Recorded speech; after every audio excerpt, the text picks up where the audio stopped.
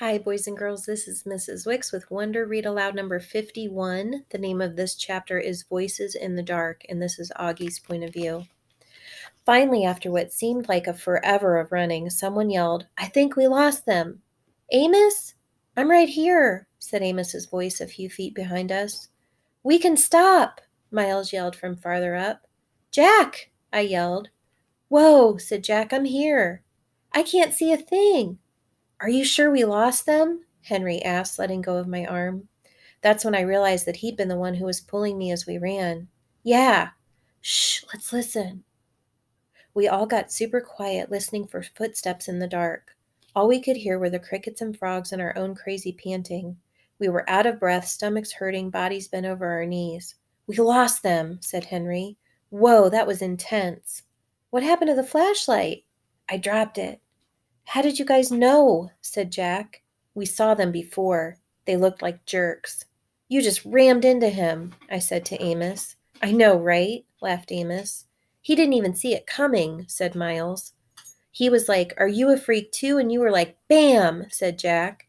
"Bam," said Amos, throwing a fake punch in the air.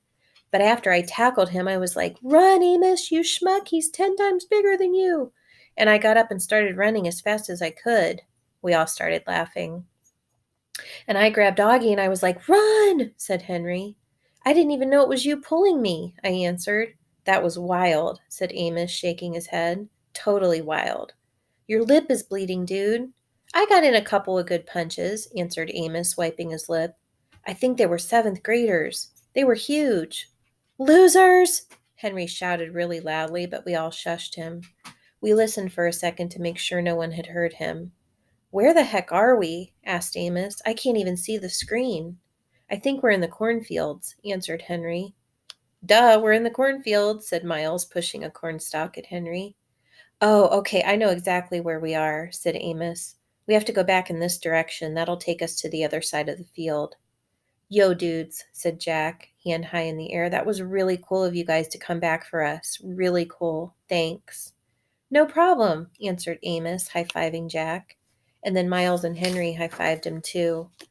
"Yeah, dudes, thanks," I said, holding up my palm like Jack just had, although I wasn't sure if they'd high-five me too.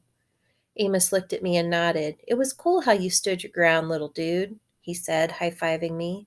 "Yeah, Augie," said Miles, high-fiving me too. "You were like, 'We're littler than you guys.'" "I didn't know what else to say," I laughed. "Very cool," said Henry, and he high-fived me too. "Sorry I ripped your sweatshirt." I looked down and my sweatshirt was completely torn down the middle.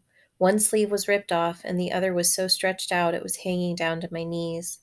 "Hey, your elbow's bleeding," said Jack. "Yeah," I shrugged. It was starting to hurt a lot. "Are you okay?" said Jack, seeing my face. I nodded. Suddenly I felt like crying and I was trying really hard not to do that. "Wait, your hearing aids are gone," said Jack. "What?" I yelled, touching my ears. The hearing aid band was definitely gone. That's why I felt like I was underwater. "Oh no," I said, and that's when I couldn't hold it in anymore. Everything that had just happened kind of hit me, and I couldn't help it. I started to cry. Like big crying, like what Mom would call the waterworks. I was so embarrassed I hid my face in my arm, but I couldn't stop the tears from coming. The guys were really nice to me, though. They patted me on the back. "You're okay, dude. It's okay," they said. "You're one brave little dude, you know that?" said Amos, putting his arm around my shoulders. And when I kept on crying, he put both his arms around me like my dad would have done and just let me cry. The next chapter is called The Emperor's Guard.